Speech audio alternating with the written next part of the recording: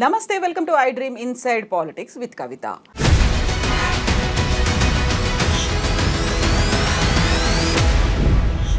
5.5 నెలల తర్వాత కవిత supreme court bail మంజూరు చేయడంతో హైదరాబాద్కి చేరుకున్నారు. ఆ తర్వాత జరగబోయేటువంటి రాజకీయ పరిణామాలు, మార్పులు చేర్పులు ఎలా ఉండబోతున్నాయి? తెలంగాణలో రాజకీయ ముఖ చిత్రం ఏమైనా మారబోతోందా? మనతో పాటుగా ఉన్నారు పొలిటికల్ అనలిస్ట్ ప్రకాష్ గారు. ప్రకాష్ గారు నమస్కారం. సో ఇప్పుడు కవితకి బెయిల్ రాలేదు. కవిత జైలుకు పోక ముందు నుంచి చెప్తూ వస్తున్నారు ఎవరెవరితో లోపాయకార ఒప్పందాలు ఉన్నాయి, తిహార్ జైల్లో ఏ బ్యారక్లో ఉంటారు, ఎంత నెంబర్లో ఉంటుంది, ఇవన్నీ చెప్పిన తర్వాత 5.5 నెలల తర్వాత బెయిల్ వచ్చి బయటికి వచ్చిన తర్వాత ఎవరి వల్ల కవిత వచ్చింది అనే మాట. సుప్రీంకోర్టు బెయిల్ ఇచ్చింది, బట్ కాంగ్రెస్ సహకరించిందా, బీజేపీ సహకరించిందా, నెక్స్ట్ బీఆర్ఎస్ ఎవరితో కలవబోతోంది అనేది? అంటే ఆమె బయటికి రావడం అనేది ఎవరు సహకరించాల్సిన అవసరం లేదు కదా. అది కోర్టులో గంటన్నర సేపు వాదనలు జరిగినాయి. వాళ్ళు చాలా తీవ్రంగా ప్రతిఘటించారు, ఈడీకి సంబంధించిన అడ్వకేట్ కూడా. అది సుప్రీంకోర్టు జడ్జెస్ ఇచ్చిన తీర్పు. అది దాన్ని అనుమానిస్తే అది కంటెంప్ట్ ఆఫ్ కోర్టు కిందికి వస్తుంది. ఎప్పుడు కూడా మనకు ఏమన్నా ఒక పర్టికులర్ జడ్జి మీద మనకు ఏదన్నా ఆయన నచ్చకపోయినా, ఆయన గురించి ఇష్టం లేకపోయినా మనం ఆయన ఇచ్చిన తీర్పును మాత్రం తప్పట్టకూడదు. కాబట్టి ఇప్పుడు ఎవరి వల్ల బయటకు వచ్చింది అని అంటే అది జడ్జెస్ని అవమానించడం, సుప్రీంకోర్టును అవమానించడం. ఇప్పుడు ఇద్దరు వ్యతిరేకించే వాళ్ళు ఎవరైతే ఉన్నారో, ఇప్పుడు కవితను తప్పడుతున్న వాళ్ళు కానీ, ఈ బెయిల్ వెనకాల ఏదో కుంభకోణం ఉందని అనుమానించే వాళ్ళు కానీ, రెండు ప్రభుత్వాలకు నాయకులు, ఒకరు రాష్ట్రంలో ఒకరు దేశంలో. వాళ్ళే సుప్రీంకోర్టు మీద వాళ్ళు నమ్మకపోతే, వాళ్ళకి నమ్మకాలు లేకపోతే ప్రజలకు ఎట్లుంటుంది నమ్మకం? కాబట్టి వాళ్ళ హోదాలు, వాళ్ళకున్న బాధ్యతలను మర్చి ఆ రకంగా మాట్లాడుతున్నారు. ఎక్స్ట్రీమ్గా కామెంట్ చేయాల్సి వస్తే నేను ఒక మాట అంటాను, వీళ్ళ తలల మెదడుందా, మోకాళ్ళల్లో మెదడుందా? ఇట్లా మాట్లాడే వాళ్ళు ఎవరన్నా కానివ్వండి, వాళ్ళు నా మిత్రులే, కానీ ఇట్లా మాట్లాడవచ్చా?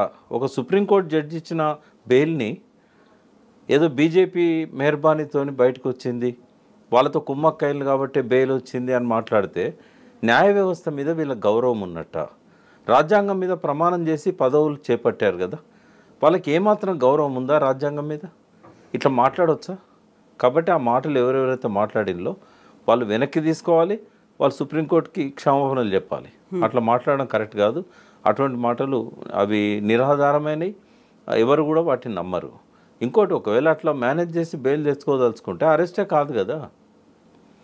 బీజేపీ వాళ్ళు సపోర్ట్ ఇచ్చారు కాబట్టి బెయిల్ వచ్చిందని కాంగ్రెస్ ఏదైతే అంటుందో వాళ్ళు అరెస్టే చేయరు కదా. ఒకవేళ అట్లా కుమ్మక్కైతే, కుమ్మక్కయ్యారని ఎప్పటి నుంచి చెప్తున్నారు? దాదాపుగా అసెంబ్లీ ఎలక్షన్స్ కంటే 3 నెలల ముందు నుంచి చెప్తున్నారు. ఎందుకంటే ముస్లింలను బీఆర్ఎస్కు దూరం చేయడం కోసం బీజేపీ బీఆర్ఎస్ ఒకటి అని చెప్పి, ఇట్లా ఒక్కటి కాబట్టి కవితను అరెస్ట్ చేయలేదని అప్పుడు చెప్పారు. మరి ఒక్కటి అయినని ఇప్పుడు చెప్తున్నారు కదా, అప్పుడు కూడా చెప్పారు కదా. మరి కవితను ఎందుకు అరెస్ట్ చేశారు? ఒకటైతే వాళ్ళు అన్నది అది నమ్మాలనా, ఇది నమ్మాలనా?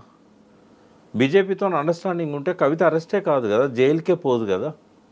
ఇప్పుడు అట్లా ఎవరైతే అండర్స్టాండింగ్లో ఉన్నారో వాళ్ళంతా స్వేచ్ఛగా తిరుగుతున్నారు కదా బయట.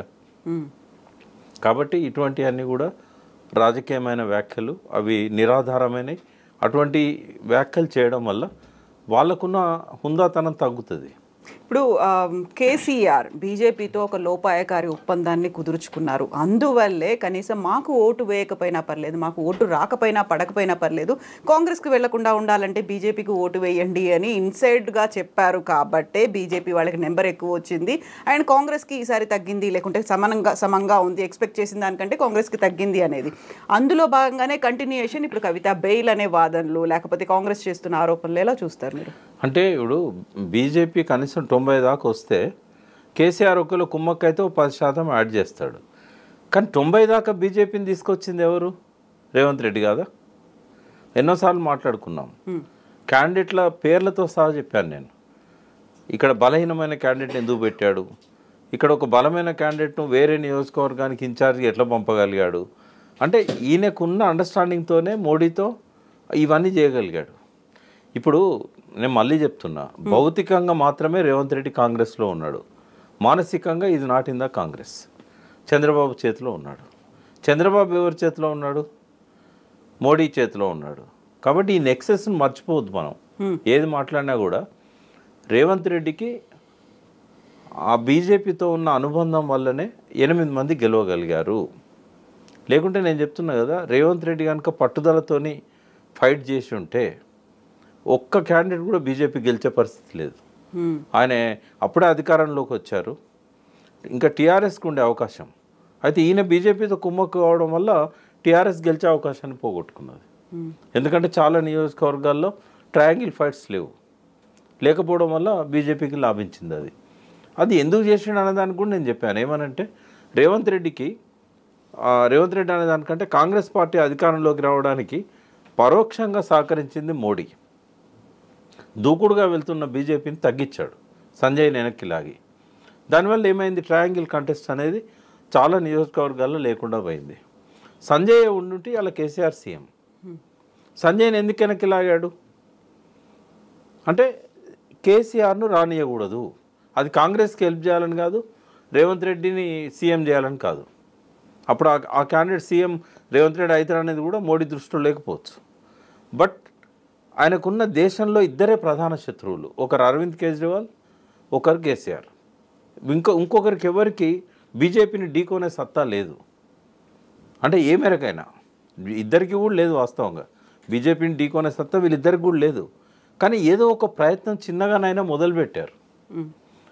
బీజేపీని దూకుడుగా బీజేపీ పైన కామెంట్స్ చేయడం, మోడీ మీద నేరుగా విమర్శలు చేయడం, అక్కడున్న పార్టీ నాయకులను అరెస్ట్ చేయడానికి బిఎల్ సంతోష్ లాంటి వాళ్ళ మీద కేసులు బుక్ చేయడం, ఈ మేరకైనా కేసీఆర్ చేయగలిగిండు అని అంటే ఆయన బీజేపీతో వైరుధ్యాన్ని పెంచుకున్నాడు. ఒకవేళ బీజేపీతో కుమ్మక్కు కావాలనుకుంటే బిఎల్ సంతోష్ మీద కేసు కనుక ఆయన బుక్ చేయకపోయి ఉంటే ఇవాళ ఆయనే సీఎం కదా. ఇప్పుడు బీజేపీతో వైరుధ్యాన్ని పెంచుకున్నారు, బట్ కాంగ్రెస్తో అండర్స్టాండింగ్ అనేది ఉంది కాబట్టి అభిషేక్ మను సింఘ్వీకి వ్యతిరేకంగా ఇంకొకరిని బీఆర్ఎస్ తరఫున బరిలోకి నిలపలేదు. కేసీఆర్ ఆలోచనలు ఎట్లుంటాయంటే ప్రజల మధ్య కంటెస్ట్ అనుకున్నప్పుడు ఓడిపోతామని తెలిసినా కూడా కంటెస్ట్ చేస్తాడు. ఇది అసెంబ్లీ లోపల జరిగే కంటెస్ట్. ఇది ఎట్లా గెలవనప్పుడు ఎందుకు అబాస్పాలు కావాలని నామినేషన్ వేసి ఓడిపోయి అట్లా వేస్తే ఏమైందంటే క్రాస్ ఓటింగ్కి అవకాశం ఇచ్చిన వాళ్ళు అవుతారు. కాబట్టి మనకు ఆ సంఖ్య లేదు, సంఖ్యాబలం లేనప్పుడు నిలబడడం అనవసరం. ఎప్పుడైనా అది కేసీఆర్ గారి ఆలోచన సరళి ఆ రకంగానే ఉంటుంది. దానికి పరిపర అర్థాలు తీయొచ్చు. దీనికి ఇంకొక కంటిన్యూయేషన్ ఏంటంటే కవిత అరెస్ట్ అయిన నేపథ్యంలో వెరీ ఫస్ట్ డేస్లో ఆ టైంలో అభిషేక్ మను సింఘ్వి కూడా కవిత తరఫున వాదించవచ్చు. ఒక అడ్వకేట్ ఇప్పుడు కపిల్ సిబాల్ వాదించట్లేదు. ఇప్పుడు అలా ఏమన్నా థ్యాంక్స్ గివింగ్ లో గ్రాటిట్యూడ్ లాగానో ఆయన్ని థ్యాంక్స్ గివింగ్ ఏముండదమ్మా, ఫీజు ఉంటుంది, గంటకు ₹1,00,000 ఫీజు ఇస్తారు. Advocate is advocate. ఇప్పుడు కాంగ్రెస్ అడ్వకేట్ అయినా కూడా కపిల్ సిబాల్ గవర్నర్ కేసులోనూ ఏమో కాంగ్రెస్కి అగెనిస్ట్గా సుప్రీంకోర్టులో వాదించాడు, దాసోస్రావుని వీళ్ళు పెట్టిన కేసు అనుకుంటా. అట్లా ఎన్నో కేసులలో కపిల్ సిబాల్ అపేర్ అవుతున్నాడు. బీఆర్ఎస్ తరఫున కూడా కపిల్ సిబాల్ కాంగ్రెస్ మాజీ మంత్రి కూడా కదా. కాబట్టి అడ్వకేట్స్కి ఆ రకంగా థ్యాంక్స్ గివింగ్ ఏముండదు. ఓన్లీ కోర్టు బయటకు వచ్చినాక వాళ్ళెవరో వీళ్ళెవరో ఫీజు ఇస్తారు, అంతవరకే ఉంటుంది. అభిషేక్ సింగ్ అయినా ఇంకొకరైనా కూడా అది గెలవని సీటు. బీఆర్ఎస్కి ఏమాత్రం జీరో సిట్టింగ్ సీటు, సిట్టింగ్ని మాత్రం కోల్పోవాల్సి. సిట్టింగ్ అంటే ఆయన చేసిన పని వల్ల, కేశవరావు గారు రిజైన్ చేయడం వల్ల. వాస్తవంగా ఇంటర్నల్గా చాలా జరిగింది. వాస్తవంగా ఒక రాజ్యసభ మెంబర్ను రిజైన్ చేయించాలని చాలా పట్టుబట్టారు, చేజింగ్ చేశారు. ఢిల్లీలో ఆయనను ఒక మెంటల్గా టార్చర్ చేశారు.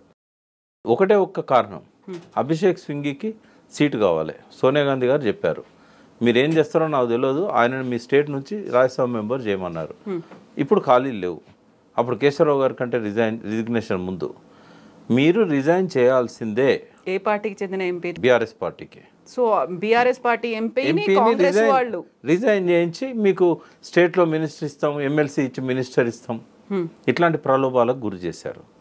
ఎట్టి పరిస్థితుల్లో ఆయన ఒప్పుకోలేదు. బట్ ఇది ఎందుకు ఇప్పటిదాకా బయటికి రాలేదు? నేను చెప్తున్నా మీకు, ఎందుకంటే అది అందరికి తెలిసిన విషయం కాదు. ఎంపీ అందరికి చెప్పుకోలేదు కదా. ఆయన ఎట్టి పరిస్థితులు నేను నో అని చెప్పిండు. ఆయన నో అని చెప్పిన తర్వాత ఆల్టర్నేటివ్ ఏంది అని చూశారు. విజయలక్ష్మి అప్పటికే కాంగ్రెస్లోకి వచ్చింది. కేశవరావు గారిని పట్టుబట్టి కేశవరావు గారిని తీసుకొచ్చారు. ఆయన ఆ ఉద్దేశంతోనే పార్టీ మారితే రాజీనామా చేయాలని చెప్పి స్టేట్మెంట్ ఇచ్చాడు. ఆ స్టేట్మెంట్ని ఆసరా చేసుకున్నారు. నువ్వు ఎట్లాగో పార్టీ మారుతున్నావు కదా, రిజైన్ చేయి. సో లొంగిపోయారా కేశవరావు గారు? లొంగిపోలే. ఆయన ఒక మాట చాలా అంటే స్టేట్స్మెన్ లాగా ఒక మాట మాట్లాడాడు. ఎవరైనా పార్టీ మారితే రిజైన్ చేయాలి. ఆ రోజు ఆయన మారలేదు. పార్టీ మారిన వాళ్ళు రిజైన్ చేయాలన్నాడు. అన్నాక చాలా రోజులకు ఆయన పార్టీ మారాడు. పార్టీ మారిన తర్వాత నువ్వే అన్నావు కదా పార్టీ మారితే రిజైన్ చేయాలని. ఇప్పుడు అభిషేక్ సింగ్ తేవాలంటే ఏం చేయాలి? రాజీనామా చేయించాలి, స్థానాన్ని భర్తీ చేయడానికి. అయితే ఆయన కోసం ఈయన ఖాళీ చేసే మనిషి కాడు. అభిషేక్ సింగ్ కంటే చాలా సీనియర్ కేశవరావు గారు. ఆయన పేరు చెప్తే ఆయన చేసేవాడు కూడా కాదు కావచ్చు. బట్ ఆయన ఆ మాట అన్నాడు కదా, ఎవరైనా పార్టీ మారితే రిజైన్ చేయాలి, మోరల్ ఆబ్లిగేషన్.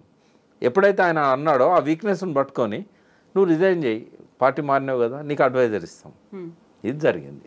సో ఇప్పుడు ఆ బీఆర్ఎస్ రాజ్యసభ ఎంపీకి అంత ప్రలోభాలు పెట్టినప్పటికీ చాలా లాయల్ గా మాత్రం ఉన్నారు. ఇప్పుడు ఉన్నటువంటి ప్రెజెంట్ అందరు లాయల్ ఉన్నారమ్మా. ఇప్పుడు అక్కడ ఉన్న రాజ్యసభ మెంబర్లు 4 ఉన్నారు. 100% లాయల్ ఉన్నారు కేసీఆర్ గారికి. లేకుంటే పార్సారథి రెడ్డి కానీ, దామోదరరావు కానీ, ఆయన రవిచంద్ర కానీ, మన సురేష్ రెడ్డి కానీ ఎవ్వరు కూడా బీఆర్ఎస్ను వదిలిపోవాలనే ఆలోచనలు లేరు వాళ్ళు. What about MLAs? ఇప్పుడు ఇంత ప్రధానంగా ఎందుకు మాట్లాడుకోవాల్సి వస్తుంది అంటే బీఆర్ఎస్ పార్టీని మర్జ్ చేస్తారు బీజేపీలో అనేది. అప్పుడు కాంగ్రెస్కి సంబంధించినటువంటి కొంతమంది ఆల్రెడీ ఇక్కడ నుంచి ఎమ్మెల్యేలు అక్కడికి వెళ్ళిపోయారు కాబట్టి. ఈ మధ్య ఒకటి లింక్ చేస్తాను నేను, ప్లీజ్. ఏంటంటే చాలా ఒక సోషల్ మీడియాని పట్టుకొని చాలా పెద్ద కథ నడిపించాడు రేవంత్ రెడ్డి. ఏంది అంటే బీజేపీలో కలుస్తుంది, బీఆర్ఎస్ బీజేపీలో కలుస్తుంది. ఇది ఏ రకమైన అవకాశం లేని కాడ ఒక పొగ పుట్టించాడు. ఎందుకు జరిగింది ఇది అంటే రేవంత్ రెడ్డి అక్కడ ఏం మాటిచ్చాడు? యాంటీ డిఫెక్షన్ లా తయారు చేసింది రాజీవ్ గాంధీ, దాన్ని ఖచ్చితంగా అమలు చేస్తా అన్నది రాహుల్ గాంధీ. మన స్టేట్ ఎలక్షన్స్లలో కూడా చెప్పాడు ఆయన. ఇప్పుడు ఆయన ప్రతిష్ట మస్కబారే పని రేవంత్ రెడ్డి చేశాడు. ఢిల్లీకి పోయినప్పుడు అడిగారు, పద్ధతి కాదు కదా వాళ్ళని రిజైన్ చేయించి మళ్ళీ గెలిపి, ఎందుకు అవసరం లేదు, లెజిస్లేచర్ పార్టీ మన కాంగ్రెస్లోకి వస్తున్నది, నేను అందరితో మాట్లాడాను, మాటలు చెప్పాడు అక్కడ. తర్వాత అడిగారు మా పార్లమెంట్ ఎలక్షన్లకు ఆయనకు వస్తారు అని చెప్పాడు. పార్లమెంట్ ఎలక్షన్ అయినా కూడా 10 మంది కంటే ఎక్కువ పోలేదు. అందులో కూడా చంద్రబాబు నాయుడు వచ్చి ఆయన ఇన్ఫ్లుయెన్స్ చేస్తే కొంతమంది పోయారు. ఇంకా 10 దాటి ఒక్కరో ఇద్దరో కూడా పోయే పరిస్థితి కనబడతలేదు. ఎందుకంటే ఇప్పటికే ప్రజలల్లో రేవంత్ రెడ్డి పట్ల ఒక వ్యతిరేకత వచ్చింది. రైతులు ఆందోళన చేస్తున్నారు, మహిళలు కూడా బస్సు ఇచ్చినంత మాత్రం సాటిస్ఫై కావట్లేదు, వాళ్ళు అనుకున్న పథకాలు ఏవి కూడా అమల్లోకి రావట్లేదు. ఎప్పుడైతే ప్రజల్లో డిస్కాంటెంట్ వస్తుందో, నాయకులు ఎప్పుడు కూడా తమ చిరునామాను సరి చేసుకునేది ప్రజల యొక్క కోణం నుంచే. ప్రజలు అడిదిక్కు తిరుగుతున్నారు అనుకున్నప్పుడు కడియం శ్రీహరి లాంటి ఉద్దండు కూడా, సీనియర్ రాజకీయ నాయకుడు కూడా రాజకీయ పార్టీకి ఉన్న లాయల్టీని పక్కకు పెట్టి ప్రజలు ఎట్లా ఆలోచిస్తున్నారో రేపు ఓట్లు పడాలంటే ప్రజల ఆలోచనల దిక్కు మనం పోవాలి అని అనుకున్నారు. సో ఇప్పుడు ప్రజల లోపల వచ్చే ఆలోచన ఏంటంటే కాంగ్రెస్ పట్ల వ్యతిరేకత పెరుగుతున్నది. వాటర్ గ్రాఫ్ ఎట్లా పెరుగుతుందో స్లోగా మెల్లమెల్లగా పెరుగుతున్నది. ఈ పెరుగుతున్న క్రమం ఒకటి. రెండవది వాళ్ళని భయపెడుతున్న మరొక ఇదేంటంటే రేపు మళ్ళీ ఎలక్షన్స్ వస్తే గెలుస్తామా, ఇప్పుడు కోర్టు తప్పు పట్టేటట్టుంది. ఫస్ట్ బలి అయ్యేది దానం నాగేందర్, ఎందుకంటే ఆయనకు ఏ ఎవిడెన్స్ అక్కర్లేదు. 2 పార్టీల నుంచి 2 నామినేషన్లు వేశాడు. ఫస్ట్ ఏమో ఎమ్మెల్యేగా డిక్లేర్ చేశారు ఎలక్షన్ కమిషన్, సెకండ్ ఆయనను క్యాండిడేట్గా డిక్లేర్ చేశారు కాంగ్రెస్ పార్టీకి. అక్కడనే ఆయనను శాక్ చేయాలి. బట్ ఎందుకో వాళ్ళు ఇంకా కూడా నిద్రపోతున్నారు. రేపో ఎల్లుండో హైకోర్టు ఆయనను రిజైన్ చేయమనడమో లేకుంటే స్పీకర్కు సీరియస్గా ఆక్షేపణ చేయడమో చేస్తుంది. ఇంకా ఏ ఎవిడెన్స్ కావాలి? నామినేషన్ కంటే ఎక్కువ ఏం కావాలి? పార్టీ మారిందని చెప్పడానికి బీఫామే ఇచ్చారు కదా కాంగ్రెస్ నుంచి ఆయనకి ఎంపీగా. అయితే ఈ పాయింట్ మీద ఆయన డిస్క్వాలిఫై అయిన తర్వాత గెలిచే అవకాశాలు చాలా కష్టం దానం నాగేందర్కి. ఎప్పుడైతే ఆయన ఓడిపోతాడో పోయిన ఎమ్మెల్యేలు కూడా రిటర్న్ వచ్చే పరిస్థితి. అయితే ఈ లోపలనే ఈ కోర్టు తీర్పు రాకముందే, బై ఎలక్షన్ రాకముందే ఒక భయానక వాతావరణాన్ని ఎమ్మెల్యేలో క్రియేట్ చేయాలి. అది ఎట్లా క్రియేట్ అవుతుంది? బీజేపీలో కలుస్తున్నది అని అంటే బీజేపీ ఇక్కడ అధికారంలోకి వచ్చేది లేదు. ఇప్పుడు కాదు, 29లో రాదు, 34లో కూడా రాదు. ఎప్పటికీ బీజేపీకి కూడా అవకాశం లేదు వాళ్ళ సిద్ధాంతం ప్రకారంగా. కాబట్టి బీజేపీలో బీఆర్ఎస్ కలిస్తే మనకు పుట్టగతులు ఉండవు అని నాయకులు భయపడతారు. కేసీఆర్ని వదిలేసి మా దిక్కు వస్తారు.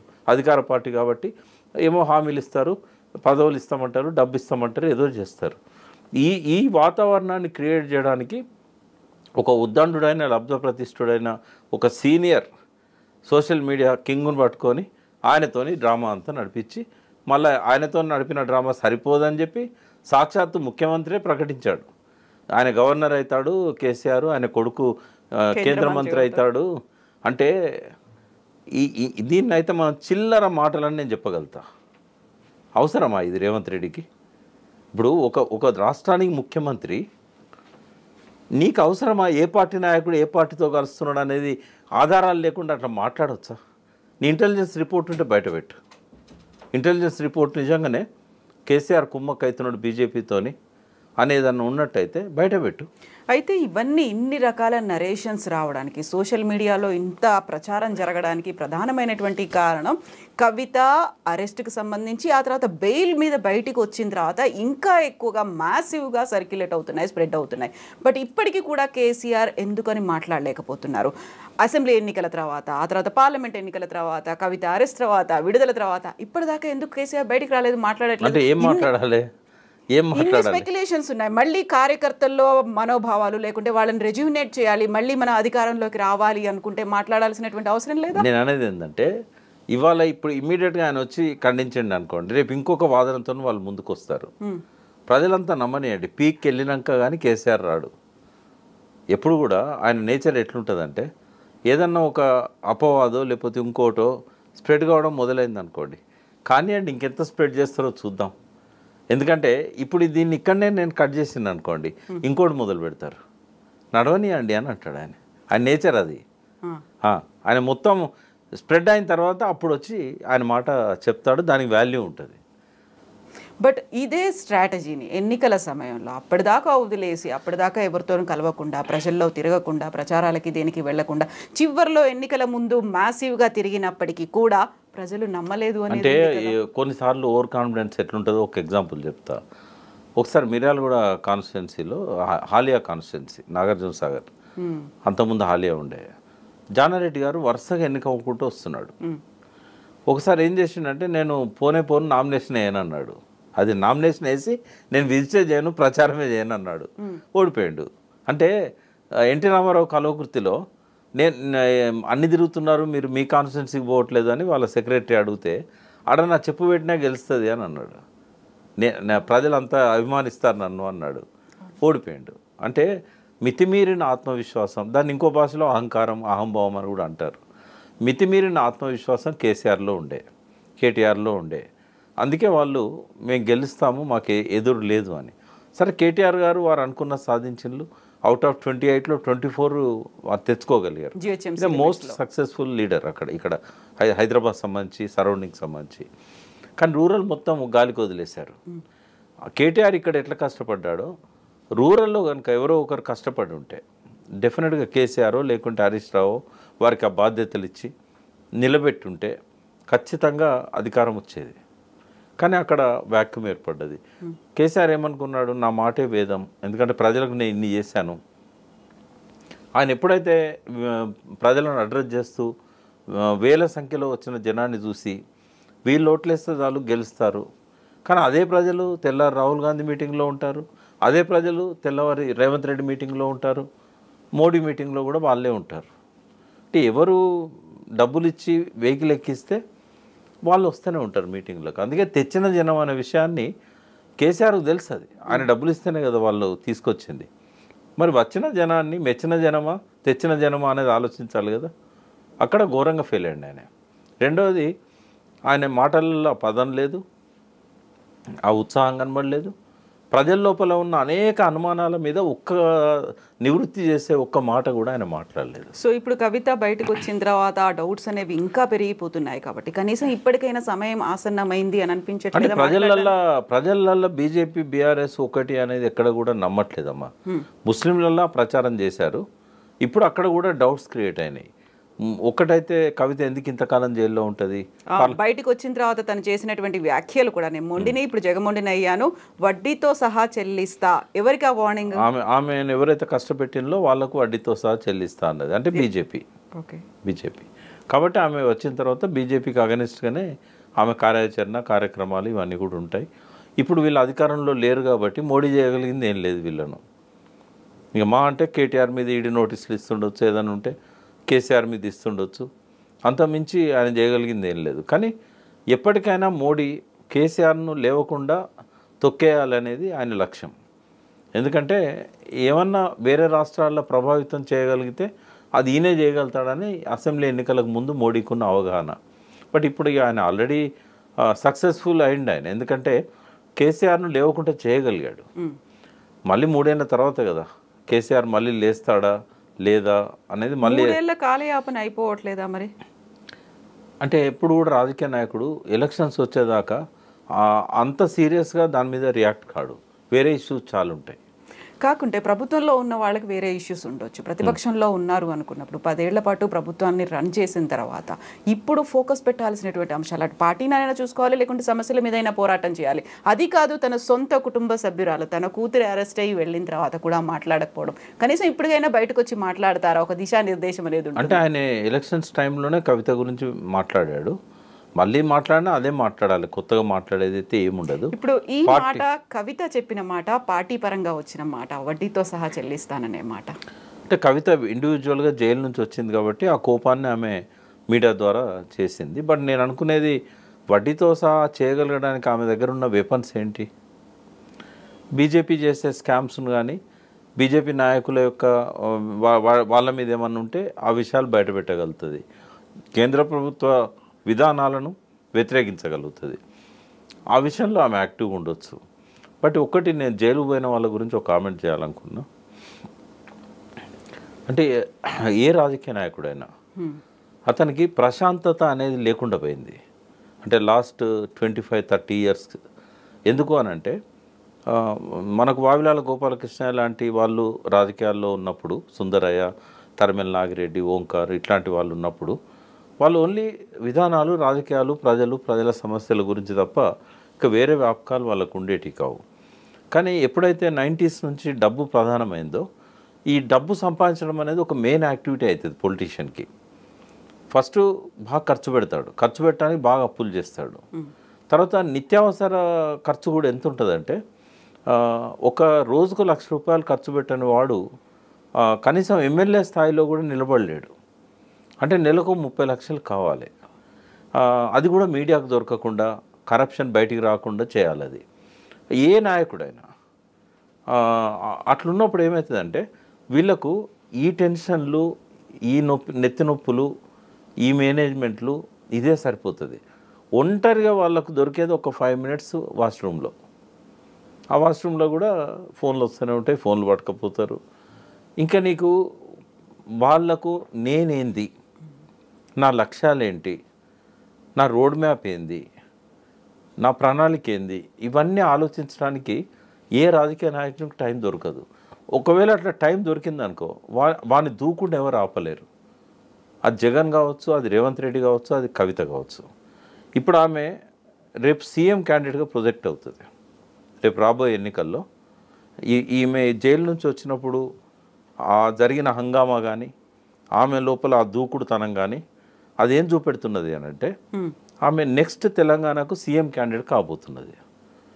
రేవంత్ రెడ్డి కానీ రేపు ఇంకెవరైనా సీఎం ఉన్నా కూడా ఎదుర్కోవడానికి ఇప్పటి నుంచి ఆమె ప్రణాళిక సిద్ధం చేస్తుంది. ఆమె 5 నెలలు బాగా ఆలోచించుకోవడానికి రోడ్ మ్యాప్కి టైం దొరికింది ఆమెకి. అట్లా కనుక ఆలోచించి ఒక ప్యాషన్ను డెవలప్ చేసుకొని ఒక కసితో బయటకు వచ్చిన వాళ్ళని ఎవ్వరు ఆపలేరు. ఇప్పుడు రేవంత్ రెడ్డి కూడా ఓటుకు నోటు కేసులో పోయిన తర్వాతనే ఆయన బయటకు వచ్చినప్పుడు ఇచ్చిన స్లోగన్ ఏంది, లయన్ ఈజ్ బ్యాక్. సిటీ అంతా పోస్టర్లు వేశాడు. ఆ లయన్ అనే దానికి తగ్గట్టుగా నడుచుకున్నాడు ఆయన. ఎన్నడూ కూడా తగ్గలేదు ఆయన మాటల్లో కానీ చేతల్లో కానీ. సేమ్ కవిత కూడా అదే పద్ధతిలో బయటకు వచ్చింది, ఒక ఎమోషనల్గా బయటకు వచ్చింది. ఆమెకు 5 నెలలు సరిపోయే సమయం దొరికింది. చాలా తెలివైంది అమ్మాయి, చాలా మొండిది, చాలా పట్టుదల ఉన్నది, ఎవరిని లెక్క చేయదు. రేపు పార్టీల తండ్రి కానీ, అన్న కానీ, క్యాడర్ కానీ నువ్వు సరిపోవంటే కూడా ఆమె తిరుగుబాటు చేసే మనస్తత్వమే తప్ప ఆమె అనుకున్న దానికి వ్యతిరేకంగా తల ఒగ్గే మనిషి కానే కాదు. కాబట్టి రేపు ఇంకొక క్యాండిడేట్ని రేవంత్ రెడ్డి కానీ మోడీ కానీ తయారు చేసుకున్నారు బరిలో నిలబడడానికి. టీఆర్ఎస్ నుంచి ఆమె రేపు సీఎం క్యాండిడేట్గా రాబోతుంది. ఇది నా విశ్లేషణే, ఏ పార్టీ నుంచి వచ్చిన ఇన్ఫర్మేషన్ కాదు, ఎవరి అభిప్రాయం కాదు. అంటే జైలు పోయిన వాళ్ళకు ఉండే అడ్వాంటేజ్ చెప్తున్నాను నేను. కాబట్టి వడ్డీతో సహా సో తీర్చుకోవడం. ఆ సెంటిమెంట్ కూడా వర్కౌట్ అవుతుంది. కొన్నిసార్లు రివెంజ్ అనేది రక్తపాతంతో ఉండదు, చాలా స్వీట్ రివెంజ్ ఉంటుంది. ఆ స్వీట్ రివెంజ్ ఏంటంటే ఆ పతనమైన స్థాయి నుంచి ఉన్నత స్థాయికి ఎదగడం. అది కవిత ముందున్న ఛాలెంజ్ అదే. రేపు ఒకటి కేసులో నుంచి నీట్గా బయటికి రావాలి. వాళ్ళు ఏదైతే సుప్రీంకోర్టు ఆంక్షలు పెట్టిందో ఆ ఆంక్షలను పాటిస్తూనే ఆమె ఎదగాలి. ఆమె కార్యక్షేత్రాన్ని తెలంగాణగానే చేసుకోవాలి. ఏవైతే బీఆర్ఎస్ పార్టీలో ఉన్న ఆ లూప్ హోల్స్ కానీ చేయలేని పరిస్థితి ఉన్నదో అవన్నిటిని ఆమె ఓవర్కమ్ కావాలి. పార్టీని ఒప్పించాలి. నాయకురాలిగా ఆమె క్షేత్ర పర్యటనలు చేయాలి. తన మీద పడ్డ బురదను తుడిచేసుకోవాలి. ప్రజల లోపల ఒక ఇమేజ్ను బిల్డ్ చేసుకుంటూ ఆమె రేపు పార్టీ ఇమేజ్తో పాటుగా తన ఇమేజ్ పెంచుకున్నట్టయితే ఆమె డెఫినెట్గా సీఎం క్యాండిడేట్ అవుతుంది. ఎవరు ఆపలేరు కూడా. అది. సో ఇప్పుడు మీరు చెప్పినటువంటి 2 పేర్లు ఒక ఎగ్జాంపుల్గా చెప్పారు. అలా 3వ పేరు కవితగా యాడ్ అవుతుంది. అదొక రాజకీయంగా సెంటిమెంట్గా కూడా కలిసి వస్తుంది అనుకోవచ్చా? అంటే ఇది మన దేశంలోనే కాదు, మన రాష్ట్రంలోనే కాదు, ప్రపంచవ్యాప్తంగా 20-30 సంవత్సరాలు నెల్సన్ మండేలాను జైల్లో పెడితే నేరుగా జైలు నుంచి ఆయన ప్రెసిడెంట్ అయ్యాడు సౌత్ ఆఫ్రికా. ఆంగ్ సాన్ సూకీ కూడా. ఇట్లా చాలామంది మనకు కనబడతారు. కాబట్టి ఇది ఆ ఏకాగ్రత, ఆ కసి, ఆ పట్టుదల ఇవన్నీ జైలు అనేది వాళ్ళకి ఇస్తుంది. జైలు లైఫ్, ఒంటరి జీవితం. సో నెక్స్ట్ కవిత సీఎం క్యాండిడేట్, ఒక ప్రొజెక్టెడ్ క్యాండిడేట్ లాగా కాబోతోంది.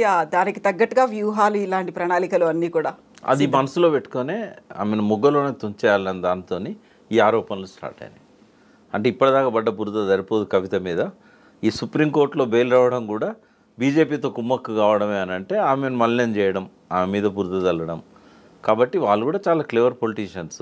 మోకాళ్ళలో మెదడున్నదని నేను అన్నా కూడా ఆ రకంగానే ఆలోచించి వాళ్ళు ముందే ప్రిపేర్ అవుతున్నారు. జైలు నుంచి వస్తే ఏమైనా తట్టుకోవడం కష్టం.